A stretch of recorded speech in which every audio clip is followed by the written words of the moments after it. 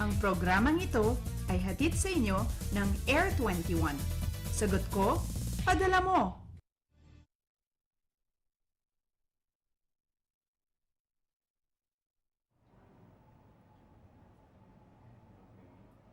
Magandang umaga Luzon, Visayas at Mindanao. Mapapa-thank God it's Friday na naman tayo. Magtatapos na agad ang first week of July. Huwag kayong mag-alala dahil kung gaano kabilis ang mga araw, ganun din kabilis ang pagpapaabot namin sa inyo ng serbisyo. Kaya naman gawin ng bahagi ng iyong pang-araw-araw na gawain ng pagtutok sa Panahon TV na simula Lunes hanggang Linggo, unang maghatid sa inyo ng pinakabagong ulat panahon. Live mula sa Pag-asa Weather and Flood Forecasting Center, kasama nyo ngayong Biyernes, July 5, 2013. Ako ang inyong weather lover, Amor La Rosa. Ngayon para po hati na po sa atin ang nilalaman ng 5am weather forecast ng Pag-asa, makakasama po natin si Mr. Samuel Duran, na weather forecaster dito po yan sa Pag-asa. Good morning, Mr. Duran. Good morning, Amor, at sa lahat po ng ating televiewers. Mr. Duran, ano na po ba ang kasalukuyang kondisyon o lagay nitong low pressure area na binantayan po natin mula pa noong Wednesday afternoon? So sa ngayon, yung LPA na binantayan natin ay lumabas na po ng ating PAR kanina pong alas 2 ng madaling araw. Ayan, napakagandang simula naman po yan para sa ating umaga ngayon na wala na pala tayong umiiral na low pressure area dito po sa loob ng ating PAR. Pero Mr. Duran, bukod po dito, no, nakalalabas lamang nga ng LPA na ito, meron pa po ba kayo nga namomonitor na panibagong sama ng panahon na posible pong sumunod dito sa low pressure area na kalalabas lang po ng ating bansa? So yung LPA na lumabas na po ng ating PAR kanina pong alas 2 ay wala naman po tayong nakikitang susunod pa dito or namumuo pa ang LPA sa loob po ng ating PAR. Bagamat aktibo po yung ITCC natin, so nag-expect pa rin po tayo na maaring magkaroon pa rin po tayo ng LPA na mabuo dito po sa loob ng ating PAR.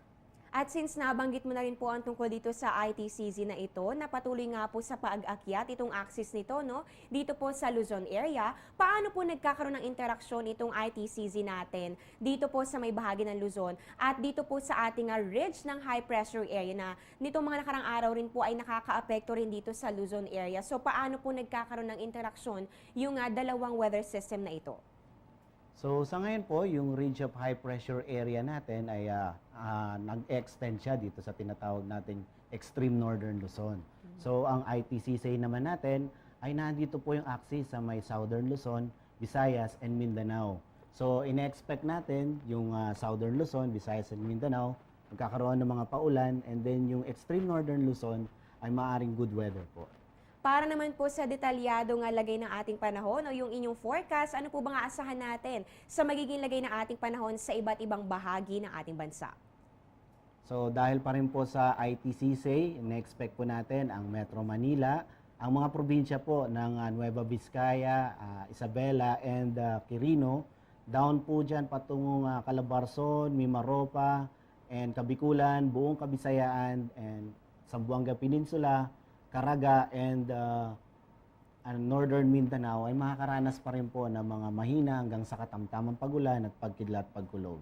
Ang natitirang bahagi naman po ng ating bansa ay magkakaroon naman po ng mga pulo-pulong pagulan o pagkidlat pagkulog, lalong-lalo na po pagdating po ng hapon o gabi. Mr. Duran, dahil nga po tayo ay nasa first week of July pa lamang, mahalaga pong malaman natin o bigyan po natin ng ideya ang ating mga kababayan sa usual na nararanasan natin kapag ganitong buwan. So pwede ba nating balikan yung mga bagyo o gaano po ba kadami yung mga bagyo na naranasan natin last year na July 2012 at gaano po ito katagal o kalalakas dito po sa ating PAR? So, nung nakaraang taon, noong July 2012, nagkaroon po tayo ng 3 bagyo. Unang-una, si Tropical Storm Enteng. Ito po ay nangyari noong July 16 to 17. So, sa loob po lamang ng 12 oras ay lumabas na rin po ng ating PAR. At kung mapapansin po ninyo, lumabas, nasa gilid lang po siya ng ating PAR. So ang sumunod naman po ay si Tropical Depression Ferdy. Si Tropical Depression Ferdy po ay nagumpisa po noong July 20 hanggang July 22. So 3 days po yung duration niya. At kung makikita niyo po dito sa figure na ito, ay nag-cross po siya ng Balintang Channel. Nagtaas lang po tayo ng signal number 1 at kung mapapansin po din nyo, yung track po niya is westward, and then nag-enhance din po siya ng tinatawag nating southwest monsoon. Ang sumunod naman po ay si Typhoon Hener. Ito pong si Typhoon Hener ay nag-develop po siya na nasa loob na po ng PAR, and then kung mapapansin po niya, hanggang umabot po siya ng typhoon intensity at tumagal po siya ng actually hanggang 5 araw siya kasi from July 28 hanggang August 2.